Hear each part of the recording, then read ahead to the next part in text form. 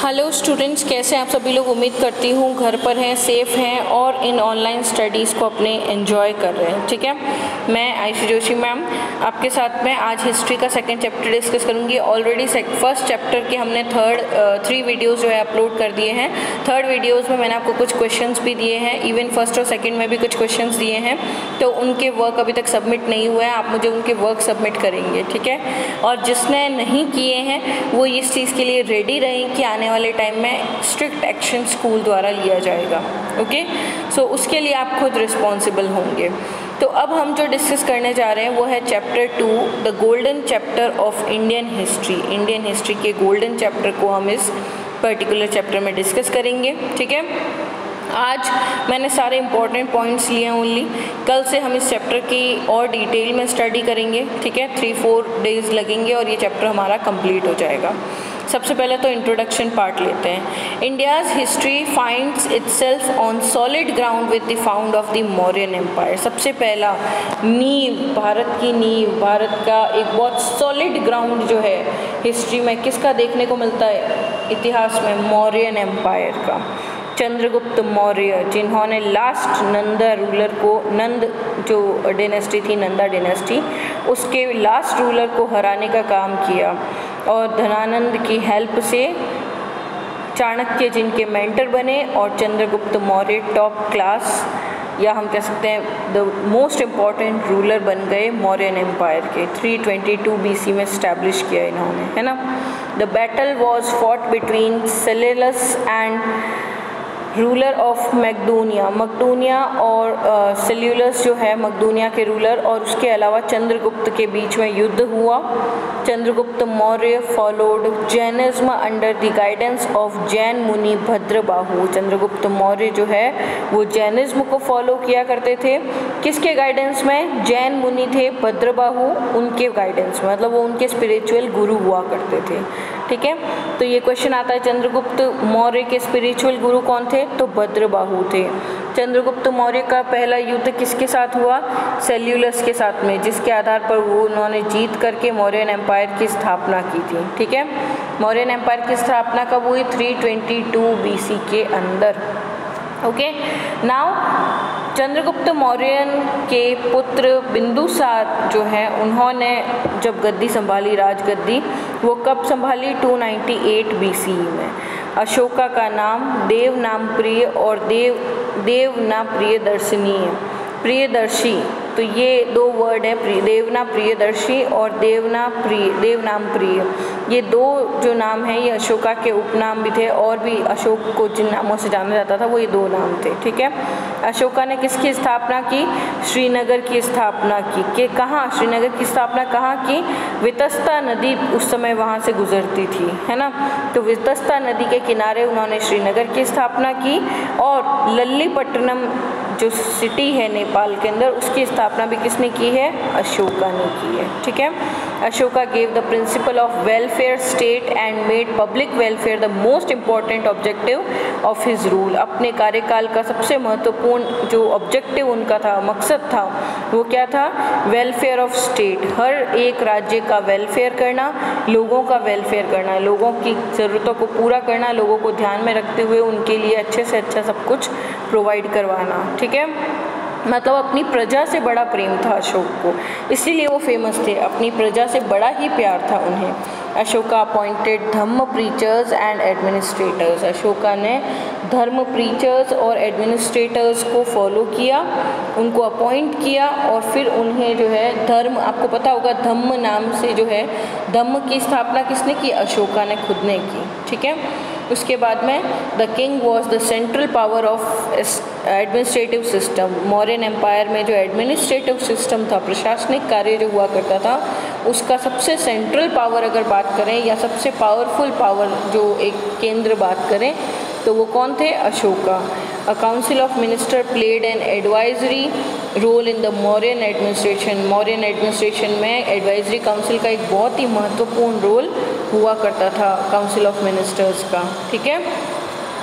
फिर आते हैं गुप्ता एम्पायर पे। पहले हमने मौर्यन एम्पायर को पढ़ा, अब पढ़ेंगे गुप्ता एम्पायर को। गुप्ता एम्पायर कब से कब तक था? 240 CE से 550 CE तक था। श्रीगुप्त पहले रूलर थे जिन्होंने गुप्त डायनेस्टी की स्थापना की। गुप्त डायनेस्टी की स्थापना किसने की? श्रीगुप्त ने। कब की? 240 CE में, ठीक है, जो 280 CE तक चले और फिर इनकी डेथ हो गई।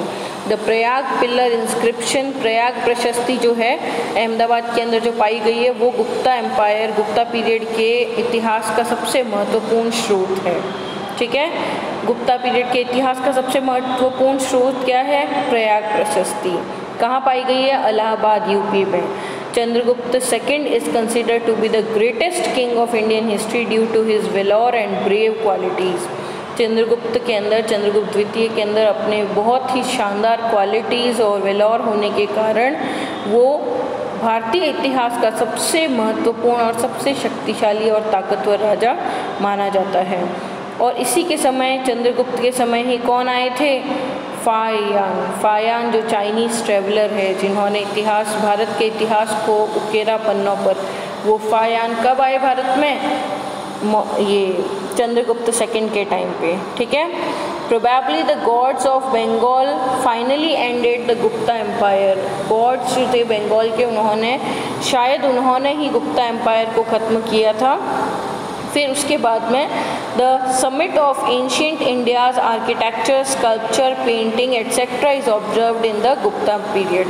मतलब गुप्ता पीरियड में हमें आर्ट एंड कल्चर का फ्लो भी देखने को मिलता है। आर्ट एंड कल्चर को लेकर स्कल्पचर, पेंटिंग, आर्किटेक्चर, भारत के ये सारी जो खूबियाँ हैं, बहुत विकसित क्षेत्र जो हैं, इनके समिट कहाँ हुए हैं? गुप्ता पीरियड में ही देखे गए हैं, ठीक है।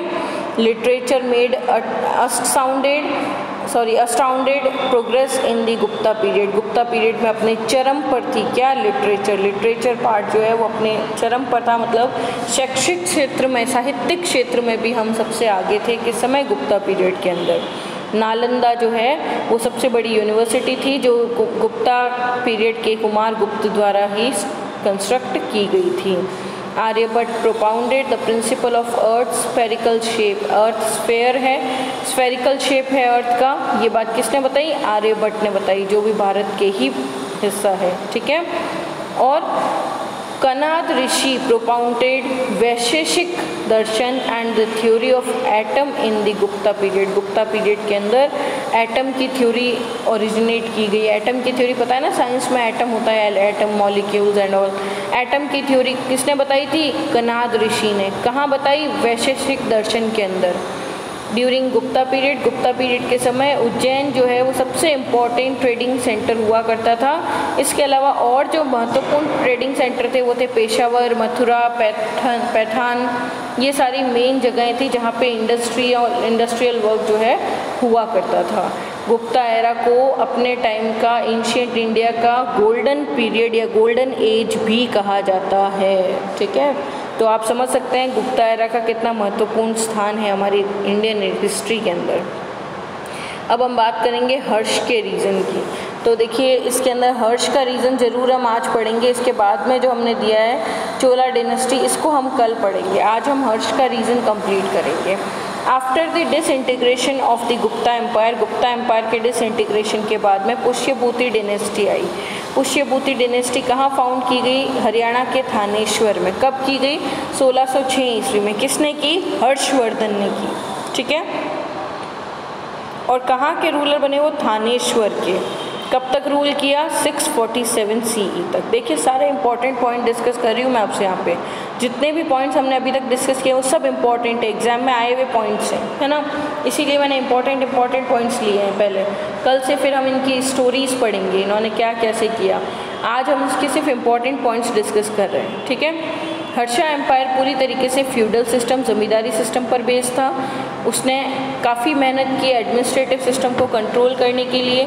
डायरेक्ट इनडायरेक्टली पूरी तरीके से उसने अपने राज्यों और पूरे प्रशासनिक सिस्टम को कंट्रोल किया। 1/4 ऑफ द हर्ष के रेवेन्यू का 1/4 हिस्सा जो है वो हमेशा इंटेलेक्चुअल परस्यूट्स के लिए यूज़ लिया जाता था। ठीक है, ह्यून टी सांग भी बुद्धिस्ट चाइनीज़ ट्रैवलर थे जो हर्ष के समय में ही भारत आए थे। ये ध्यान रखिएगा, हमने अभी डिस्कस किया पहले कि एक जो फायान आए हैं वो आए हैं गुप्ता पीरियड में, चंद्रगुप्त के समय में। और वही अगर हम बात करें ह्यून टी सांग की, तो ह्यून टी सांग भी एक चाइनीज़ ट्रैवलर थे जो बुद्धिज्म में विश्वास रखते थे। वो कब आए भारत? हर्षवर्धन के पीरियड में, राजा हर्ष के पीरियड में। इन हर्षास टाइम, हर्ष के समय में इंडियन कल्चर जो है प्रमोट करता था। किससे प्रमोटेड था? तिब्बत और चाइना से and other Asian countries. He sent a delegation to China. उन्होंने चाइना एक डेलीगेशन भी भेजा था। क्वेश्चन में क्या बनता है? चाइना डेलीगेशन भेजने वाला पहला राजा कौन था? तो वो थे हर्षवर्धन। ठीक है, फिर आता है चोला डिनेस्टी। चोला डिनेस्टी को हम लोग कल डिस्कस करेंगे क्योंकि ये थोड़ी सी इम्पोर्टेंट हो जाती है, तो चोला डिनेस्टी को पूरा टू द पॉइंट हम कल डिस्कस करेंगे। ठीक है, so thanks for watching, keep watching, कल भी देखिएगा यही चीज़ें और इसको फॉलो करते रहिए। ठीक है, thanks for watching, bye bye, take care.